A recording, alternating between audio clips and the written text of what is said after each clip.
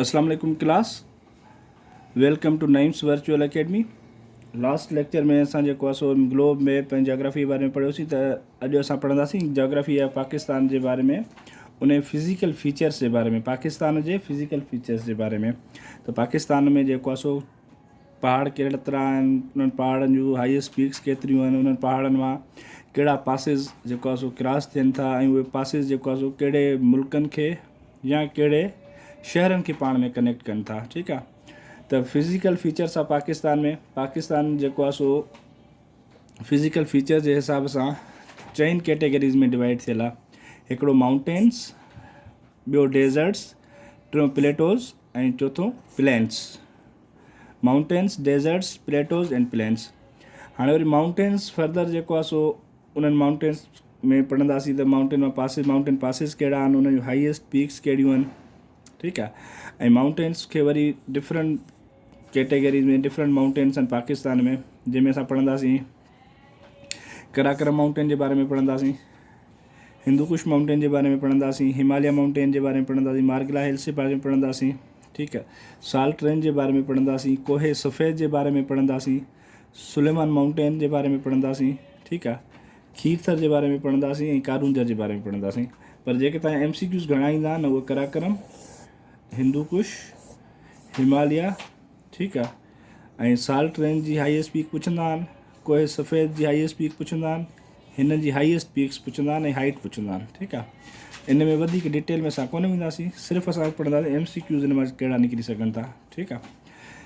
त हाणे अॼु असां जेको आहे शुरू कयूं था पाकिस्तान जे पहाड़ी सिलसिले खे, माउंटेनियस रेंजिस ऑफ पाकिस्तान। ठीकु आहे। त पाकिस्तान में केतिरा माउंटेन्स आहिनि?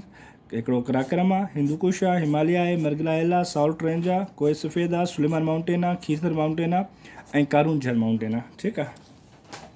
त सभ खां पहिरियों हाणे असां पढ़ूं था कराकरम खे। ठीकु।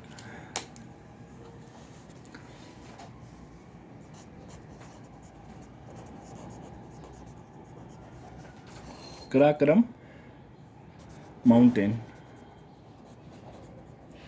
ठीकु आहे। Karakoram mountain is also known as Chogori mountain. इन ॿियो नालो जेको आहे चगोरी अथव, चगोरी। ठीकु आहे। ठीकु। हाणे कराकरम माउंटेन जी जेको आहे सो पढ़ंदासीं त किथे कहिड़नि मुल्कनि में फॉल करे थो। पाकिस्तान मां निकिरे थो, इंडिया वञे थो। ठीकु आहे। पाकिस्तान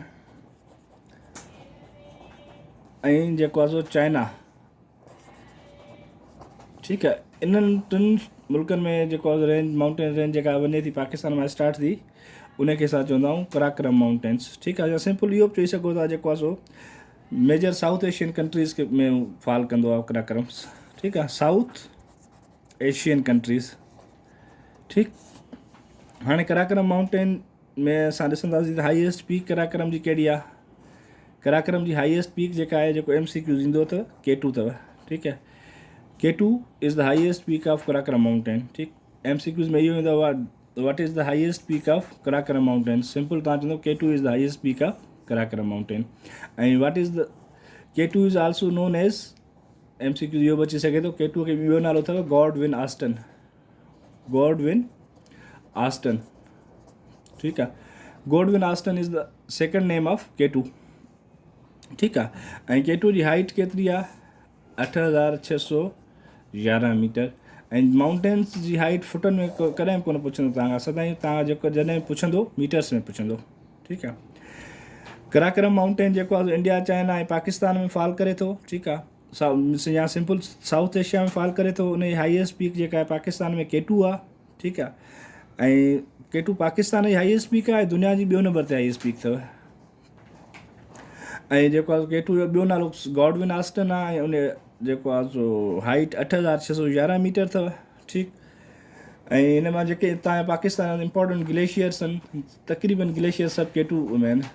ठीकु आहे। ग्लेशियर्स जेके आहिनि तक़रीबन तव्हांजा K2 में आहिनि। K2 खे कराकरम माउंटेन्स कराकरम में आहिनि। ठीकु आहे। जीअं तव्हांजो सियाचिन ग्लेशियर आहे, सियाचिन थी वियो, ब्याफो थी वियो। ठीकु आहे। सियाचिन, ब्याफो, बलतूरो ग्लेशियरनि जा नाला अथव। बतूरो,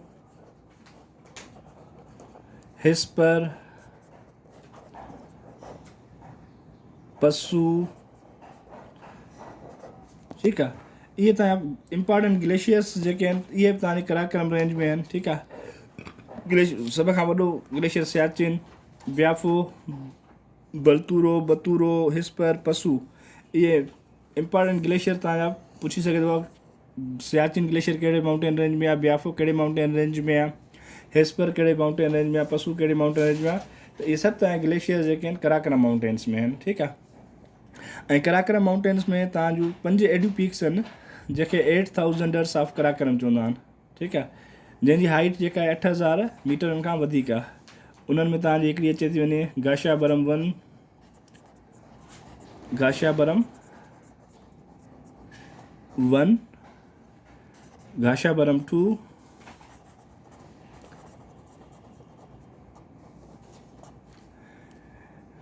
three, broad peak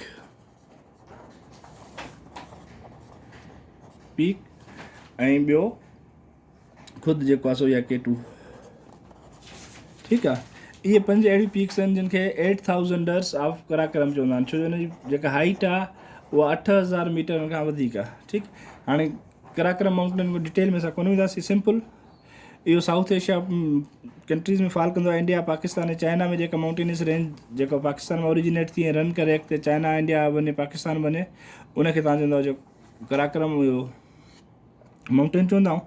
K2 highest peak त इंपॉर्टेंट ग्लेशियर तव्हांजा कराकरम माउंटेन में आहिनि। उन इंपॉर्टेंट ग्लेशियर जा नाला आहिनि सियाचिन, ब्याफो, बतूरो, हिस्पर ऐं पसू। कराकरम माउंटेन में 8000 मीटर खां वधीक जेके पीक्स आहिनि उहे 5 आहिनि। उन्हनि में गाशाबरम 1 आहे, गाशाबरम 2 आहे, गाशाबरम 3 आहे, ब्रॉड पीक आहे ऐं K2 आहे, ठीकु आहे। कराकरम माउंटेन जे बारे में सिंपल एतिरो असां पढ़ंदासीं, त इन खां डिटेल में वधीक असां कोन वेंदासीं, छो जोग्राफी तव्हां कोन था पढ़ो। ॿियो था अचूं हाणे कराकरम खां पोइ हिंदू कुश में। सिंपल थोरो त जीअं हुन में तव्हां MCQs कहिड़ा अची सघनि, तव्हांजो नो हाउ थिए। MCQs मां तव्हां सॼा जोग्राफी शेयर कंदो, तमामु सुठा अथव। उन में तव्हां 3, 4, 5 MCQ ज़रूरु लॻंदव। हिंदू कुश माउंटेन्स, ठीकु आहे। हिंदू कुश माउंटेन जेको आहे इहो कराकरम माउंटेन सां पैरेलल हलंदो आहे, पैरेलल टू कराकरम, ठीकु आहे, पैरेलल टू कराकरम हलंदो आहे, ठीकु आहे। इहो नॉर्थ वेस्ट आहे, पाकिस्तान ऐं अफ़गानिस्तान आहे। पाकिस्तान ऐं अफ़गानिस्तान जे नॉर्थ वेस्ट में आहे, north west of Pakistan and Afghanistan, ठीकु आहे। पैरेलल टू कराकरम माउंटेन्स आहे।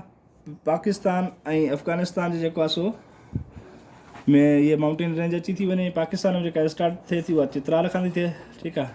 चित्रा नादरन एरियाज़ में आहिनि। ऐं हिंदू कुश जी जेका हाईएस्ट पीक आहे उन जो नालो छा आहे?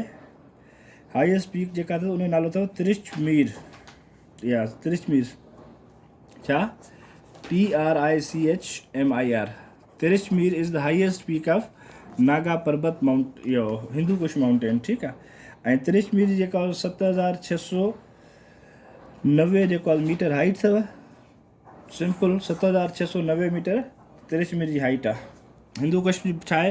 पैरेलल टू कराकरम आहे ऐं नॉर्थ वेस्ट आहे पाकिस्तान ऐं अफ़गानिस्तान आहे। पाकिस्तान जितां स्टार्ट थी अॻिते हले थो, रन करे थो, उहो चित्राल अथव, माना तव्हांजी गिलगित बल्तिस्तान मां स्टार्ट थो थिए। त्रिशमीर उन जी हाईएस्ट पीक आहे, ठीकु।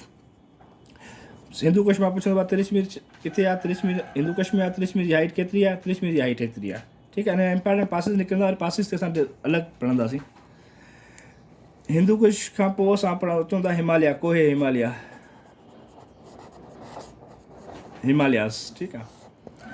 हाणे हिमालयाज़ माउंटेन्स, ठीकु।